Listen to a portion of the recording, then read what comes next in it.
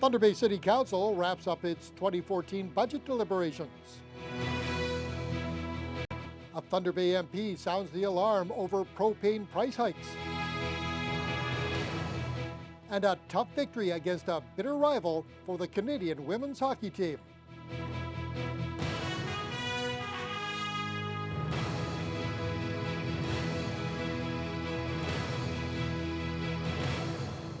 Good evening and thank you for joining us. Well, following 2 weeks of debate, Thunder Bay City Council has trimmed and approved the 2014 budget. The biggest cut to the document came late last night, just when it looked as though the budget was going to pass. More than $500,000 and 3 jobs were shaved, and now the total tax levy increase sits at about 3%. Dennis Ward has a wrap-up on this year's spending plan. And I guess I'm at the point where it doesn't matter what I put forward, it's not going to go through anymore. The frustration had set in for Councillor Rebecca Johnson. Over the course of the night, she proposed more than $1 million in cuts, often not finding any support at all. Johnson and Linda Ridholm were the only votes against the spending plan. Ridholm is disappointed Council didn't even achieve its goal of a 2.8% hike to the tax levy. What concerns me about that is that last year the levy went up 2.6%. 3% is more. Some folks last year, because of their increased property value on top of the 2.6, saw quite a large increase in their taxes. Some on council, as a concerned taxpayer put it during his deputation last week, will make the numbers dance in their favor. Mayor Keith Hobbs says if you take into account new growth in the city's tax base, the levy increase is 1.69%. That's a number he's happy with. When you look at the 4 budgets in this term of council, tax levy increase, if you take away that 1.5% for infrastructure, enhanced infrastructure improvement, we've brought in real decent budgets 4 years in a row. I don't think anyone can argue that. There are those on council who admit this year's budget process was frustrating and included a lot of posturing. It is, after all, an election year. Following numerous attempts to find savings, the tax levy only came down 0.4%. After a while, there's very few places to find those easy cuts, and we are there. We are there. The budget is very lean, in my estimation, and we've accomplished a lot with the infrastructure funding, which of course is $10 million increase. One more way to make the numbers dance is to look at the impact of TBT. Without the annual dividend of $17 million, this year's tax levy increase would be more than 10%. Council will ratify the budget March 3rd. The effect of the levy increase won't be known to individual homeowners until mid-year. Dennis Ward, TBT News. Well, public post-budget consultations are underway at this hour at City Hall, and we'll have details on that meeting tonight on the lead edition. A candidate who will be running for the Progressive Conservatives in the next provincial election is speaking out about what she calls an unfair advantage enjoyed by First Nations businesses. Tamara Johnson posted her comments to Facebook following this week's meeting on the impact on business caused by the Swing Bridge closure. In the posting, the Thunder Bay Superior North candidate says something isn't right when a group of people complain about how their businesses are affected when they are able to sell gas and cigarettes at a discount. Johnson, who is a small business operator herself, goes on to say it's a tad unfair to business owners on the other side of the bridge who aren't given the same pricing ability. The Facebook posting has since been withdrawn. Johnson was not available to speak on camera today, but when contacted by Dougal Media, she said she stands behind the comments. In response, Fort William First Nation Chief George M. Morrisseau said she was shocked that a provincial candidate would have such an opinion and called the comments narrow-minded and biased.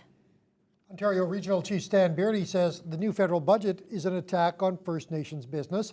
The Harper government is planning to spend more than $91 million over the next 5 years to help police monitor contraband tobacco trafficking activities. The RCMP will receive new radar, sonar, and ground sensor devices and long-range video cameras in high-risk areas. Beardy says he's concerned with police going after the First Nations tobacco industry. As soon as RCMP enforcement agency is involved, it implies that it is somehow illegal. It is against legislation, it is against the law to do that. But But it isn't, because we never gave up the right to govern ourselves. It is our right, it's within our jurisdiction to generate our own resource revenue, our revenues, to begin to address and meet our needs. Beardy says Canada needs to focus more on the quality of life on its First Nations, and he says more funding is needed for basic essentials like housing, water, and other infrastructure in their communities.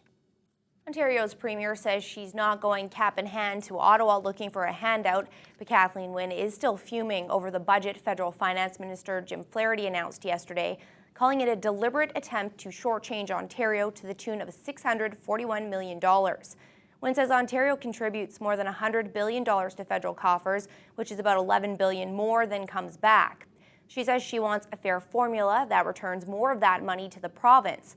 Flaherty says Ontario's Liberal government simply doesn't understand how the equalization program works.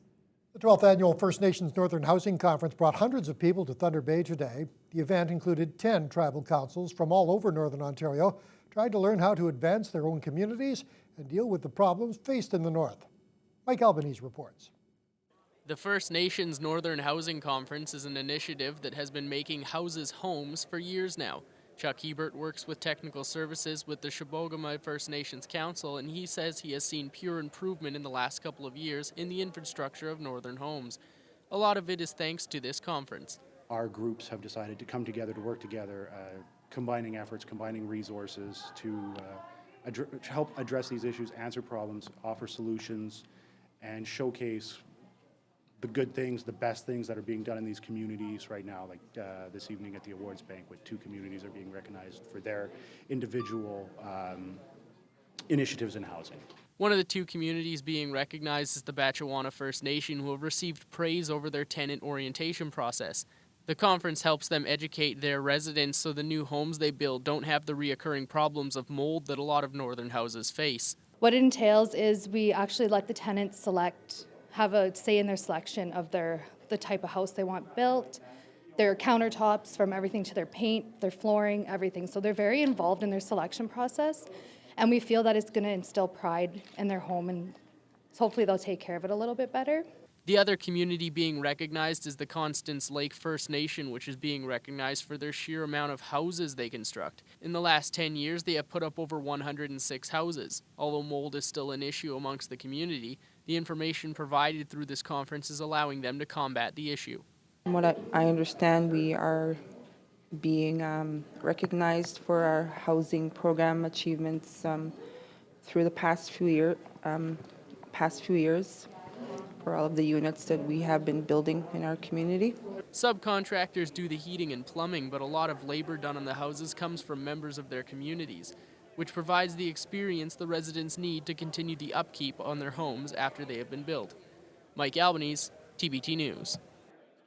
Volunteers at the Habitat for Humanity Restore celebrated the recent upgrades to their location today.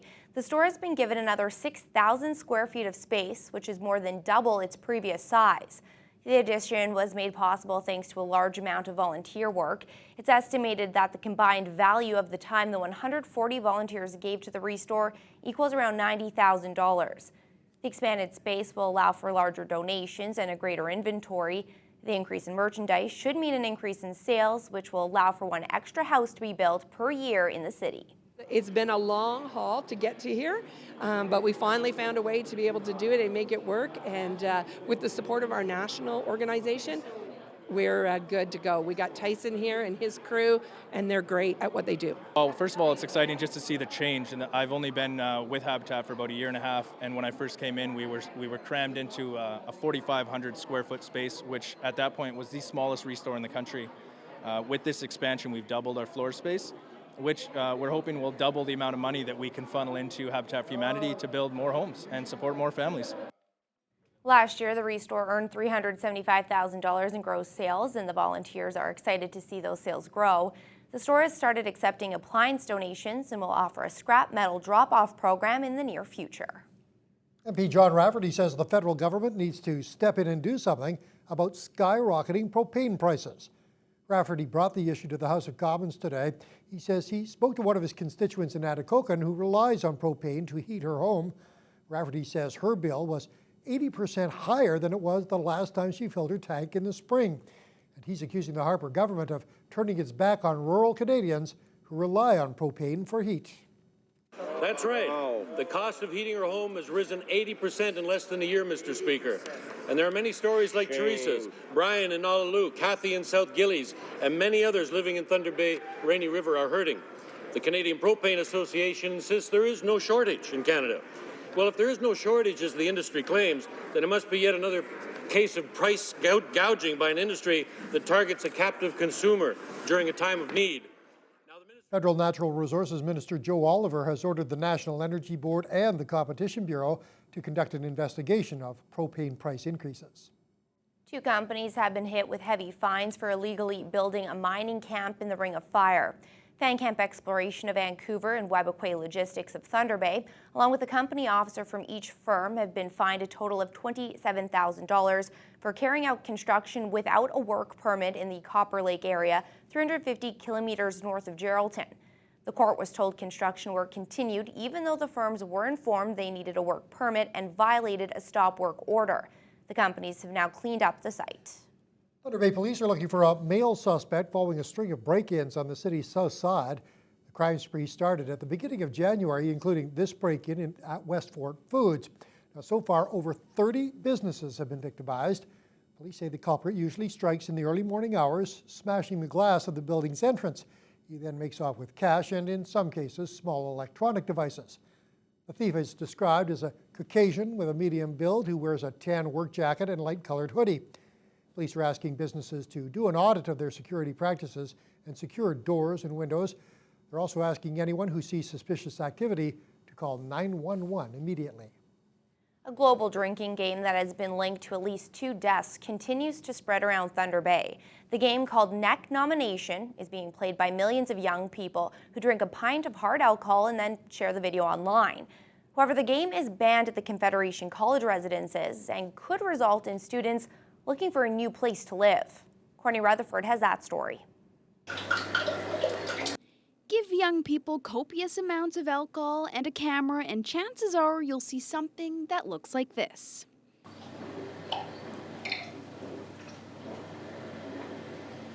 It's a drinking game challenge that originated in Australia and has since gone viral. A person drinks a concoction of alcohol in an extreme manner and nominates someone else to do the same or outdo them within a 24-hour period. I'm an open guy, man. I'm down for anything. You know, if it's fun, I'll play it. I'll get drunk and play drunk games on Facebook. But at what cost? Since this began, there have been 2 reported deaths in Britain. Thousands of videos continue to be posted every day, and some of those come straight from Confederation College. At residence, I've seen about 5 cases or so, and basically it's a strip down to your underpants, jump in the snow and have a few sips of a beer or a whole beer, and then that's been it. Christy Robbins is the residence general manager at the college. She's warning students that if they take the game any further on campus, it's considered a drinking game and that's forbidden. She says there is judicial protocol and a student could be evicted.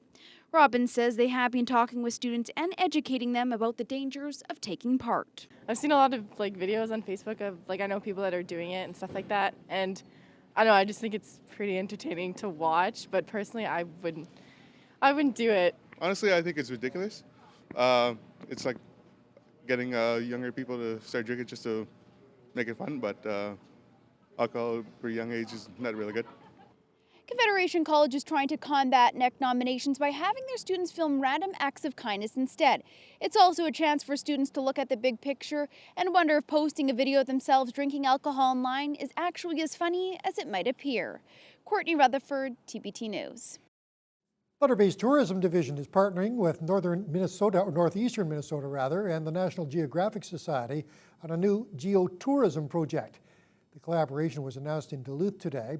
The geotourism project will see the creation of an in-depth website and smartphone applications to highlight the natural attractions in this region. We'll have more on this story for you on Friday when a similar announcement is scheduled to be held here in Thunder Bay. The Health Sciences Foundation and Regional Hospitals Volunteer Association have announced $65,000 in family care grants, which will go towards enhancing patient care. The family care grants are ideas that come from frontline employees who work closest with patients at the hospital. Employees submit applications for new or improved equipment to enhance the care they provide. This year, the Family Care Grants are funding over 40 applications from all areas of the hospital. Foundation President Glenn Craig says today feels like Christmas for the staff members. They really wanted to empower frontline staff, and this grant program came around at the same time. And I think it really empowers those people who are day in, day out working with our patients when they have an idea. We are now able to bring that piece of equipment to patients at their bedside. So rather than having the patient come down to the department, patients that were at one time unable to access that type of therapy, we can now bring it to them.